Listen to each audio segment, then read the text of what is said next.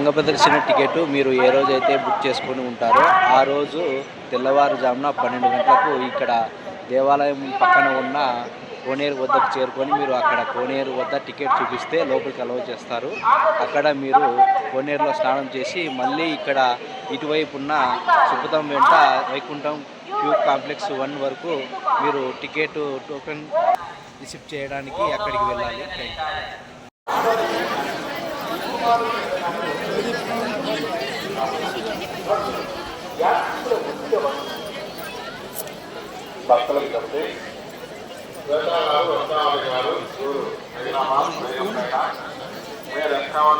శ్రీవారి ఆలం ఎదురుగా ఉన్న చిన్నగా కోరుతున్నాము. ఓం నమో వెంకటేశాయ. ఈరోజు మార్చి 2026 15వ తేదీ. ఈరోజు ఆంధ్రప్రదేశ్కు తిరుమల తిరుపతి దేవస్థానంలో మేము వెళ్తున్నాము. ఈ వీడియో పూర్తిగా చూసి మన ఛానల్ని సబ్స్క్రైబ్ చేసుకోండి. Thank you.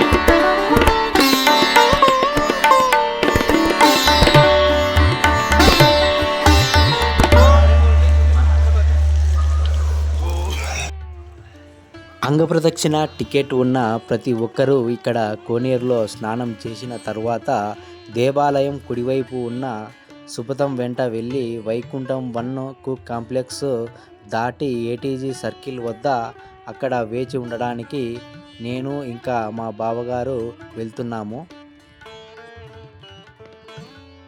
ఇక్కడ కనిపిస్తున్న గేటు దాటినాక కుడివైపు మనకు వైకుంఠం 1 కాంప్లెక్స్ ఉంటుంది. ఇక్కడే మనము టికెట్ స్కాన్ చేయాలి. కానీ అంతకుముందే ఇలాగ నేరుగా వెళ్తే ఏటీజీ సర్కిల్ వస్తుంది. అక్కడ సెక్యూరిటీ వారు వెయిట్ చేయడానికి అక్కడ కొంత సమయాన్ని కేటాయించాలి. చూస్తున్నారు కదా, ఇదే ఏటీజీ సర్కిల్. అటువైపు అంగప్రదక్షిణ ఉన్న మహిళలు జెంట్స్ అంతా కలిసి ఇక్కడికి వచ్చి 1 గంట లోపే మీరు ఇక్కడ ఉండాలి.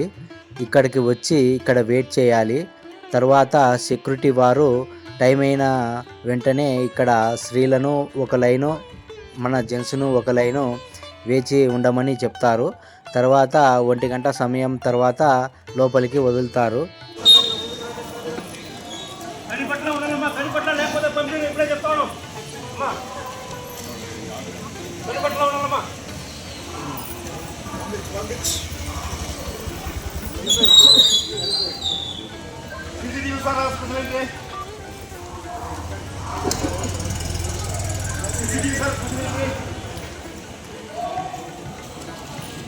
మన సబ్స్క్రైబర్ ఒకరు అంగప్రదక్షిణ వీడియో గురించి అడిగి మరీ వీడియో తీపించుకున్నారు.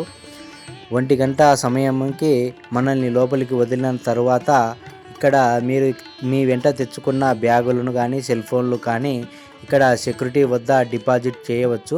ఎంత లేట్ అయినా పర్వాలేదు, చేయవచ్చు.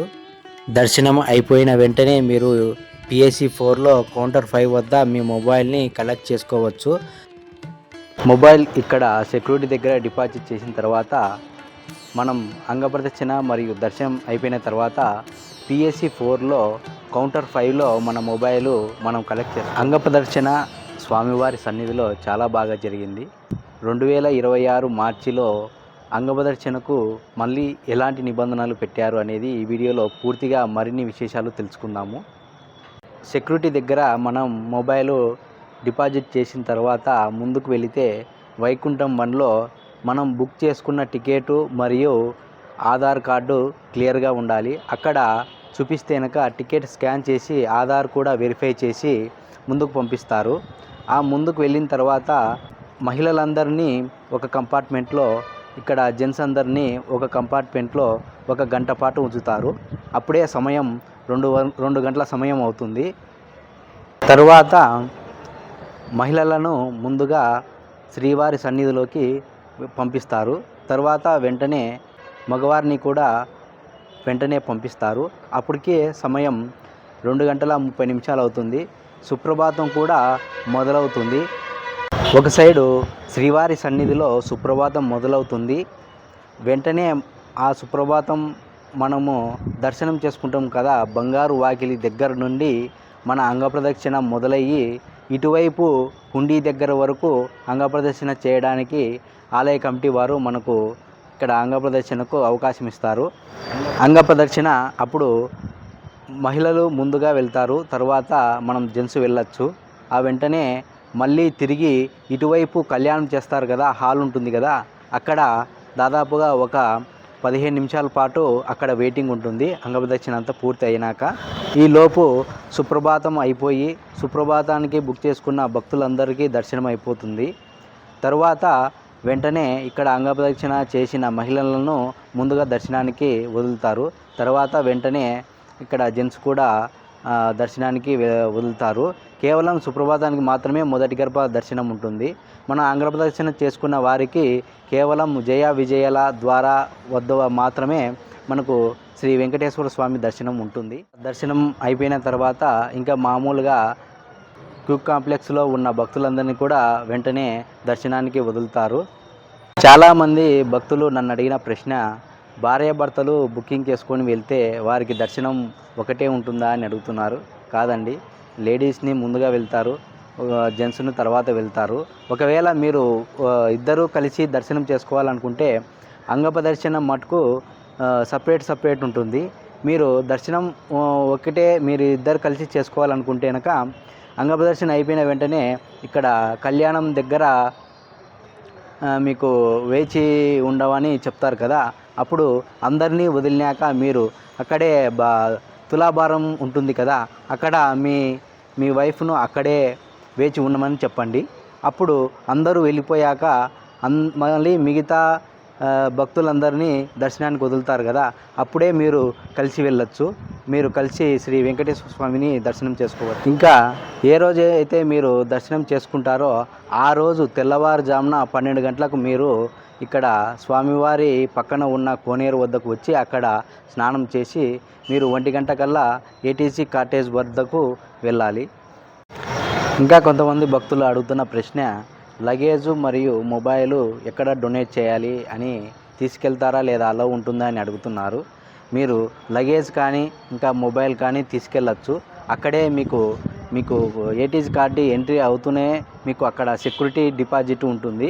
అక్కడే మీరు మొబైల్ కానీ మీ బ్యాగ్ కానీ డిపాజిట్ చేయొచ్చు. ఇంకా చాలామంది టికెట్ చాలా త్వరగా అయిపోతున్నాయి, ఎలా బుక్ చేసుకోవాలని అడుగుతున్నారు. మీరు ముందుగానే మీ డీటెయిల్స్ అన్నీ మీ కీప్యాడ్లో కిప్బోర్డ్లో మీరు సెలెక్ట్ చేసుకొని పెట్టుకుంటే కనుక మీరు ముందుగా స్పీడ్గా బుక్ చేసుకోవడానికి వీలుగా ఉంటుంది. కేవలం మీరు 1 మెంబర్కి మాత్రమే బుక్ చేయడానికి అలౌ చేయండి. 2 మెంబర్లు ఇద్దరికి బుక్ చేయాలంటే నేమ్స్ కొట్టడానికి చాలా ఇబ్బందిగా ఉంటుంది, లేట్ అవుతుంది, అదే స్లాట్ కూడా బుక్ అవుతాయి. మీరు కేవలం 1 మెంబర్కి మాత్రమే బుక్ చేయడానికి ట్రై చేయండి, మీకు త్వరగా బుక్ అవ్వడానికి అవకాశం ఉంటుంది. ఇంకా చాలామంది భక్తులు వాళ్ళ పిల్లల్ని కూడా అంగప్రదక్షిణకి తీసుకెళ్ళచ్చా అని అడుగుతున్నారు. 6 ఇయర్సే కాదండి, దాదాపుగా 12 ఇయర్స్ లోపల ఉన్న పిల్లలను మీరు అంగప్రదక్షిణకు మీ వెంట తీసుకెళ్ళచ్చు. కానీ ఆధార్ కార్డు మీ వెంట ఖచ్చితంగా తీసుకెళ్ళాలి. అంగప్రదక్షిణ చేసేటప్పుడు డబ్బులు ఎక్కడ పెట్టుకోవాలని అడుగుతున్నారు. మీరు తడి బట్టలతో ఉంటారు కాబట్టి డబ్బులు లేదా టికెట్ తడిసిపోతుంది. మీ వెంట ఒక చిన్న ప్లాస్టిక్ కవర్ను మీ వెంట తెచ్చుకొని అందులో పెట్టుకోండి. శ్రీవారి దర్శనం మొదటి గడప నుంచి ఉంటుందా అని అడుగుతున్నారు. కేవలం సుప్రభాత సేవలకి మాత్రమే మొదటి గడప దర్శనం ఉంటుంది. ఈ అంగప్రదక్షిణ దర్శనానికి కేవలం జయ విజయల వద్ద మాత్రమే దర్శనం ఉంటుంది. సుప్రభాతం 3:30 గంటలకు అయిపోతుంది. ఇంకా మీ క్యూ లైన్ బట్టి 1 గంట పట్టచ్చు లేదా 1:30 సమయం పట్టచ్చు కేవలం దర్శనానికి. నేనైతే కొద్దిగా ముందుగానే ఉన్నాను. మాకు దర్శనం అయిపోయి లోపలకు ఒక 5 మినిట్స్ అలా 10 మినిట్స్ గడిపి కూడా బయటికి వచ్చిన వెంటనే 4:30 గంటల సమయానికే బయటికి వచ్చాను. ఒకసారి అంగప్రదక్షిణ చేసిన తర్వాత మళ్ళీ అంగప్రదక్షిణ టికెట్ పొందాలంటే దాదాపుగా 180 రోజులు 6 మంత్స్ దాకా గ్యాప్ ఉండాలి. అప్పుడే మనకు మళ్ళీ టికెట్ బుక్ అవుతుంది. చూశారు కదా, మీకు ఈ అంగప్రదక్షిణ గురించి మరిన్ని డౌట్స్ ఏమన్నా ఉంటే ఇక్కడ కింద కామెంట్ బాక్స్లో కామెంట్ చేయండి. తప్పకుండా ఈ వీడియోని లైక్ చేయండి, మన ఛానల్ని సబ్స్క్రైబ్ చేసుకోండి. Thank you. ఇక్కడ కామెంట్ చేయండి, తప్పకుండా రిప్లై ఇస్తాను. మీ సందేహాలకు సూచనలకు నాకు ఖచ్చితంగా తెలిస్తే కనుక ఆన్సర్ కరెక్ట్గా మీకు సమాధానం చేయడానికి ప్రయత్నం చేస్తాను. ఓం నమో వెంకటేశాయ. ఖచ్చితంగా ఈ వీడియోని అంగప్రదక్షిణ చేసే వాళ్ళందరికీ షేర్ చేయండి. Thank you.